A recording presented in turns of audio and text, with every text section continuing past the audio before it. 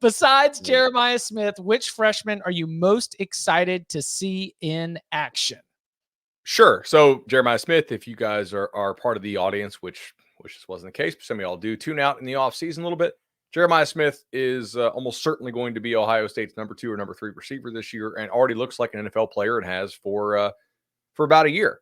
So he's going to be an absolute freak show for Ohio State. Most of my list actually is receivers, and not a moment too soon, because if you look at the best receivers in college football, it's a really, really disappointing group this year. I mean, I look at like the All-America teams, which I know we'll talk about in a little bit, but man, I mean, a lot of guys listed on these All-America teams that are seniors, and at the receiver position, that ain't a good thing. If you're that good, you go pro. You don't come back for your senior year. You know, like Egbuka, Tez Johnson, guys like that. I'm like, you know, Restrepo, Torrey Horton, Trey Harris. Like, man, if you're really, really the goods at receiver, you go pro. So I think we lack talent at the top of the receiver pool this year in college football.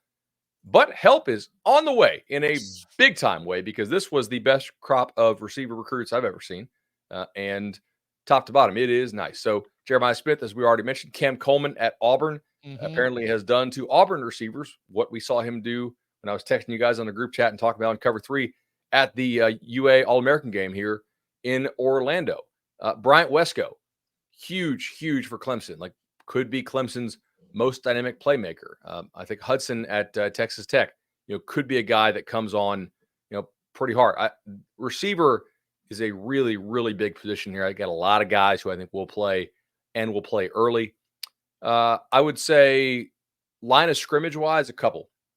So Jordan Seaton at Colorado is almost certainly going to have to start for them. I did see a good clip of him in camp the other day. So let's give that kid a shout out. Looks like he's dropped some of the bad weight and is probably going to be Colorado's starting left tackle.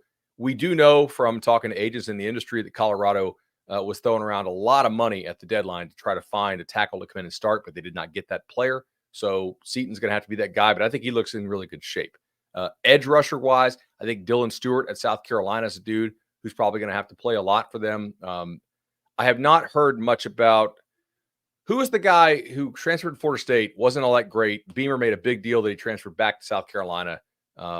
Gilbert Edmond, I haven't heard like a peep about him in practice reports, at least not from the ones I read. So Dylan Stewart, I think, is going to be a guy, edge rusher for them, potentially an impact guy. And then at UF, the guy was like a top 10 player in the country for us. Real big kid out of Daytona. Jay McCray. Yes.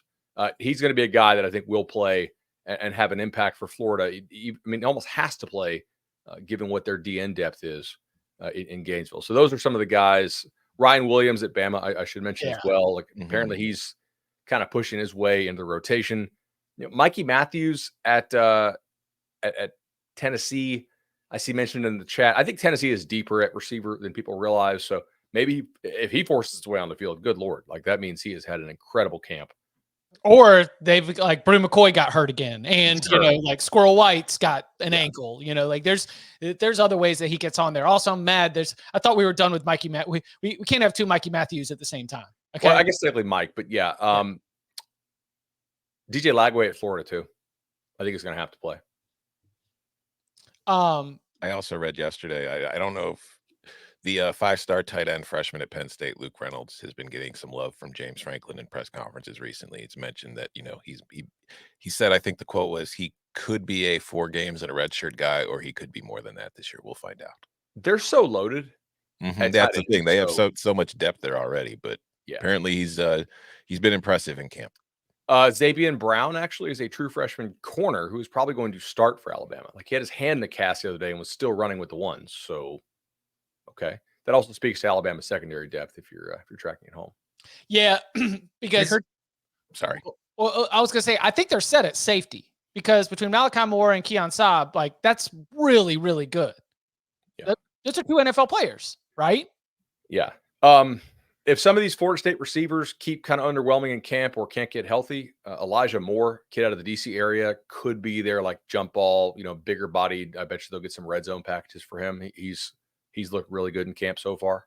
That could, because they got a lot of smaller guys who can play, although a little bit bigger than what DJ threw to last year. Like the dudes at Oregon State were tiny, But I had to put a gas mask on and jump into the mentions of some Florida State tweets the other day, Bud, and you were getting a lot of credit for how you are accurately depicting Florida State's wide receiver room versus what the most optimistic or sunshiny view of the wide receiver room is. That seems to be a divide with you and a lot of the Nolecast audience. Yeah, so we put out the Nolecast receiver preview like before camp started, and I was like, I don't see it with these receivers. I think they're pretty mid, and people like went pretty nuclear in the comments. But after 3 weeks of practice reports, it seems like everything. The comments have really slowed down.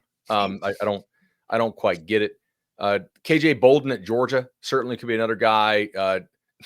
Mentioned quarterback Raiola at Nebraska, right? How did we get like 4 minutes into this discussion? We didn't mention Dylan Raiola and Nebraska, the team that's going to start unranked and finish in the top 10. I'm just kidding. If you want more camp buzz, I heard Michigan State D tackle that transferred to Oregon that's not Barrow. That's no, not Barrow, the better one. It's not Harden. It's I don't know why I'm so off with player names today. Apologies, but I mean, you puked up everything in your system for the last 24 hours. So yeah, that is true. I think you probably lost some player names in there. Are you discussing? Oh, Harmon, Derek Harmon. Yeah, Derek Harmon. Yeah, for me, it's I couldn't even drink coffee more than I drank like 3 large Diet Cokes, and that was it. It was just I can keep it down. That's like for me. I remember numbers more than names. I've heard that the Banks kid, Travaris Banks, the corner at Ole Miss, has been balling out pretty hard. So that's a nice hit for them. Who else? Just scrolling. I'm just scrolling like the top 150 and just kind of trying to square that with names that I have heard from different personnel people I speak with. And I think that's pretty much it. I mean, the KJ Bolden at Georgia. Did we already say him? Yeah. Okay. Did we mention Gatlin Bear? How's he doing at Oregon?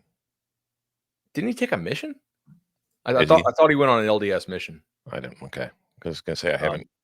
I know he was highly rated, but I haven't heard much about him this spring. So I was wondering if you'd heard anything or this fall.